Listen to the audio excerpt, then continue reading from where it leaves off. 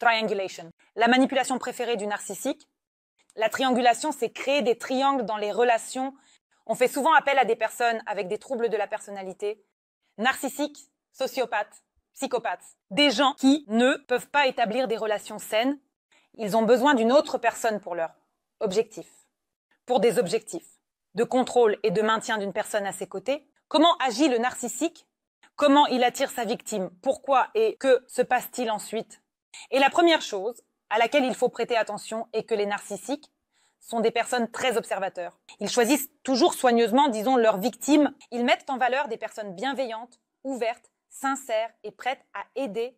Ils étudient et observent soigneusement leurs victimes et ensuite ils reflètent merveilleusement toutes les belles qualités de la personne. En faisant connaissance avec sa victime, le narcissique il sera la personne la plus merveilleuse, reflétant tout le bien qui est dans sa victime. Et bien sûr, la victime se sent très vite attirée par cette personne. La victime tombe amoureuse et est heureuse qu'il y ait une telle personne à proximité. Souvent, une victime, elle pense que, enfin, elle a rencontré son âme sœur, que c'est cette personne, que c'est le bonheur, mais ce n'est que le début. Le narcissique agit ainsi seulement au début. Quels sont les objectifs du narcissique? Tout d'abord, c'est d'augmenter sa propre estime de soi. Le narcissique doit augmenter son estime de soi, car elle est très basse. Ici, il pourrait y avoir des raisons liées aux parents qui poussaient, par exemple, le frère et la sœur à se battre pour leur affection, ou alors des membres de la famille. C'est-à-dire, souvent le problème vient de l'enfance, ou alors une mère froide qui montrait par tous ses gestes qu'elle n'aimait pas son propre enfant et celui-ci essayait de mériter son amour. C'est-à-dire que l'enfance influence souvent la formation de la personnalité. Narcisse a en fait une estime de soi démesurée et il essaie par tous les moyens de mieux la comprendre, renforcer son pouvoir sur un partenaire et ce dont un narcissique a besoin. Il a besoin de dominer, il a besoin de comprendre que la victime est entre de bonnes mains. Ensuite, il y a la distraction, l'attention, loin de quelque chose de plus important, c'est-à-dire que le narcissique crée autour de lui un tel engouement et il est possible qu'il cache quelque chose. Ensuite, c'est une tentative de se valoriser, c'est-à-dire qu'il attire à nouveau d'autres personnes pour devenir la star. Des amis, des anciens, membres de la famille. Pour devenir une star, pour devenir une personne intéressante, il faut rassembler beaucoup de gens autour de soi.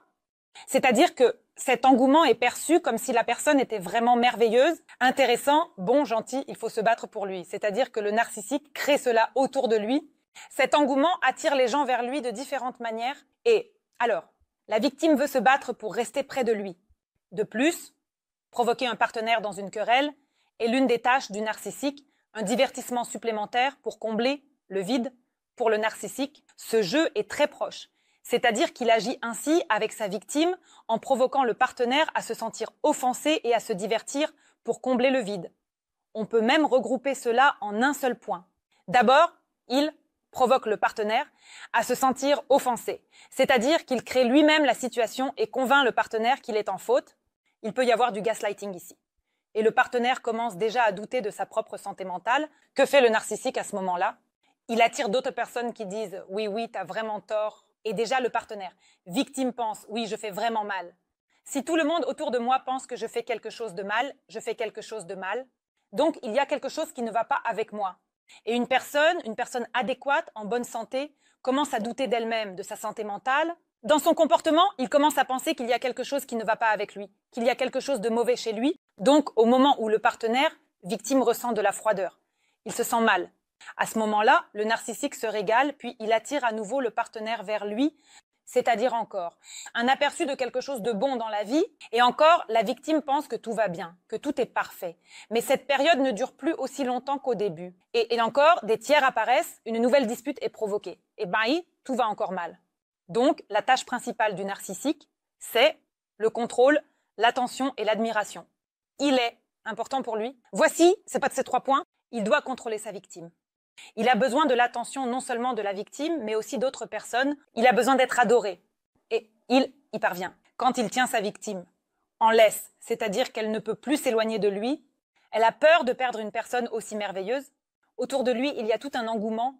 Tout le monde l'aime. La victime n'est en réalité pas une très bonne personne, comme on le découvre. Le narcissique reçoit de plus en plus d'admiration. Que fait la victime à ce moment-là? Elle essaie, elle veut être meilleure. Elle veut mériter l'amour du narcissique. Elle veut réussir. À ce moment-là, le narcissique ressent ce plaisir intense. Il comprend que la piège s'est refermée, voilà, la personne est piégée. Plus loin, quel type de triangulation existe-t-il?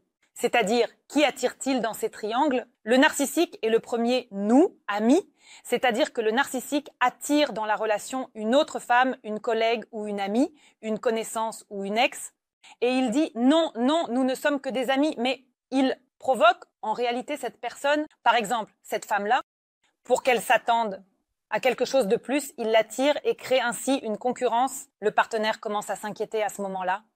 Plus loin, cet admirateur, il me traque à nouveau. Une femme ou un homme commence à parler constamment de son partenaire. Peut-être, ce n'est peut-être même pas une fiction, qui poursuit à nouveau en provoquant sa victime partenaire les émotions nécessaires au manipulateur. Narcisse, à nouveau. La victime est dans un état où elle a peur de perdre l'état où elle est prête à essayer, prête à se battre pour sa personne. En réalité, elle ne comprend pas ce qui se passe autour d'elle. Plus loin, une histoire inachevée avec un ex.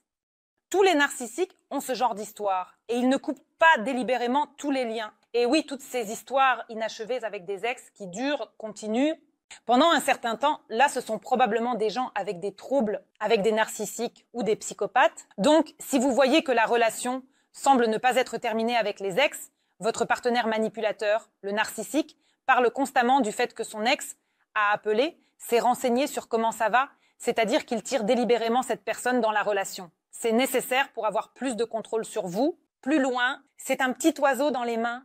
Quand on dit à un partenaire qu'il n'est pas si important que ça, par exemple, une femme rêve d'un autre homme, c'est-à-dire d'une femme atteinte d'un trouble narcissique. Elle rêve d'un autre homme, peut-être qu'elle ne rêve pas vraiment de lui, mais elle dit à son homme qu'elle rêve qu'il y ait un homme à ses côtés. Avec un tel ensemble de qualités, et lui, pour l'instant, c'est un peu comme un point de transit, il ne la mérite pas. Et c'est encore une autre, manipulation. Plus loin, comparaison avec l'entourage proche.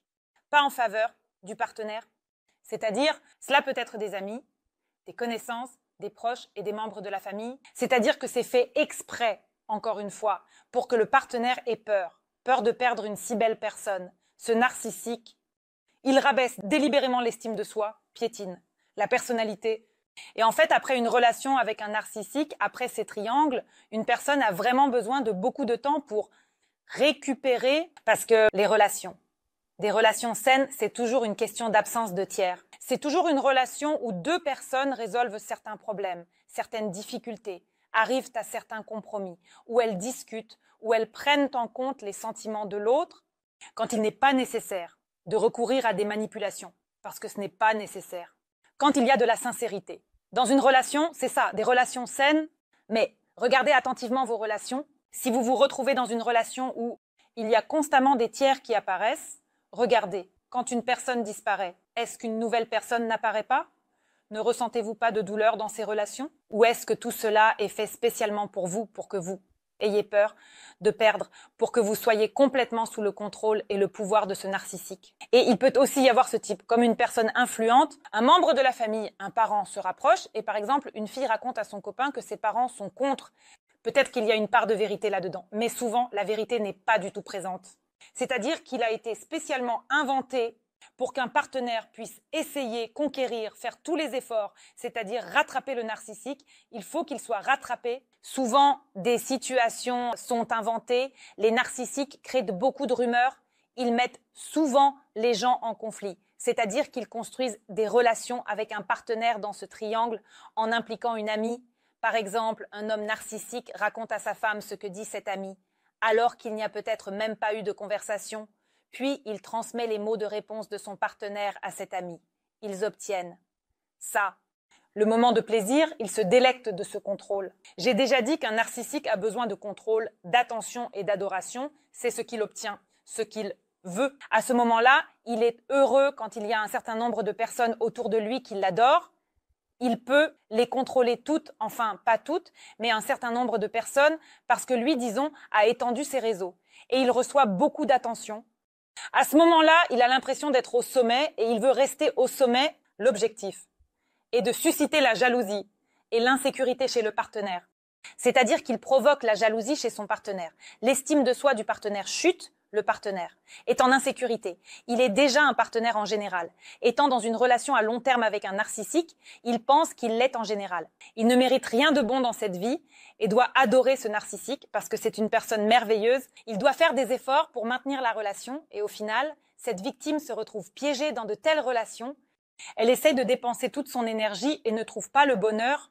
Il y a donc des moments courts où une personne est heureuse, c'est-à-dire que le narcissique donne intentionnellement une pause et continue à en profiter.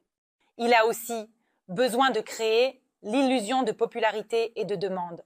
C'est ce que veut le narcissique, c'est-à-dire que souvent, cela n'existe pas.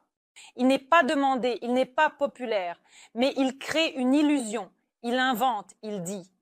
Il déforme les faits à cause de son insécurité, à cause de son estime de soi très basse. Il ne croit pas, ne comprend pas et ne peut pas ressentir qu'on peut l'aimer simplement comme ça. Il pense que cela ne peut être que comme ça.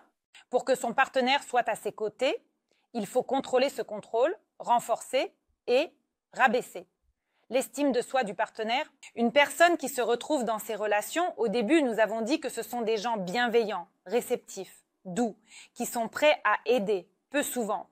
Disons, s'effondrer dans de telles relations si elle ne comprend pas à temps où elle est tombée. Si vous avez eu la chance de réaliser que le problème ne vient pas de vous, mais de la personne à vos côtés, alors il est nécessaire de quitter de telles relations parce que le narcissique, le manipulateur, ne se calmera jamais. Il continuera toujours à créer, il ne comprend pas et, très probablement, il ne comprendra jamais qu'on peut être heureux simplement comme ça, sans impliquer des tiers.